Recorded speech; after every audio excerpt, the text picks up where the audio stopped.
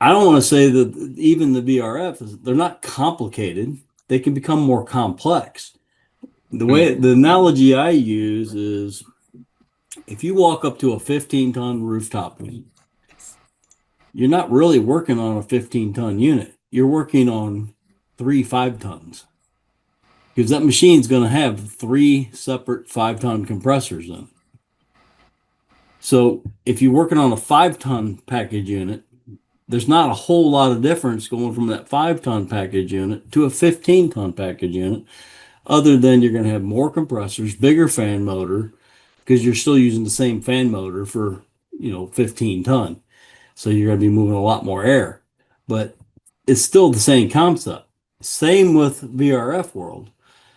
If we get down to just the heat pump sections and those indoor units, you do a few of those, you start understanding the concept behind doing a mini VRF. Then VRF is just one step further, and it's not near as complicated as one might think.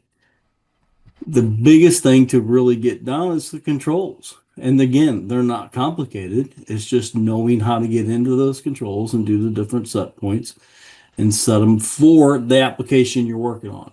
They come out of the box. Those controls are already pretty well set up for you. But as James would always say, some people like to geek out on that stuff and they'll go in there and fine tune it perfectly to the design system that they're trying to um, do for a particular room. What way they set up a controller for one room might be completely different the way they set the controller up for another room because you're making it more specific to that room at that point. And the other gain we get from that, we get this question a lot with mini splits. Can I use one controller to control multiple indoor units? No, you cannot.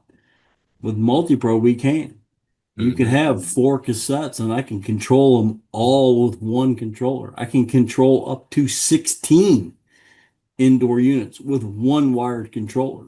You can't do this. So there's things in multi-pro that you can do that you'll never be able to do in mini splits.